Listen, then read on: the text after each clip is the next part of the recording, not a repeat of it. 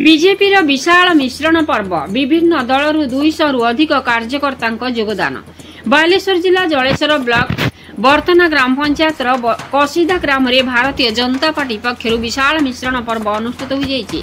प्रधानमंत्री नरेंद्र मोदी सबका साथ सबका विकास, ओडिशार मुख्यमंत्री मोहन चरण माझी अविरत विकास अभियान और बालेश्वर सांसद प्रताप नन्ना आदर्श नेतृत्व प्रेरणा रे ग्राम अंचल रे बीजेपी प्रति विशाल लोक आस्था होई जलेश्वर निर्वाचन मंडली नेता ब्रजमोहन प्रधान संगठित और दृढ़ नेतृत्व रे एई मिश्रण पर्व व्यापक सफलता अर्जन करिछि।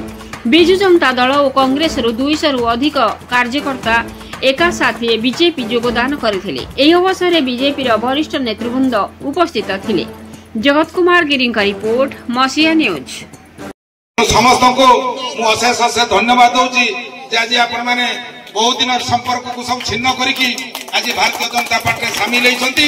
आज बर्तनारू निश्चित भाव में आउरी अन्य ग्राम पंचायत को दिग्दर्शन जीव जे बर्तना ग्राम पंचायत रे बहु लोक आज आसिक भारतीय जनता पार्टी सामिल होती।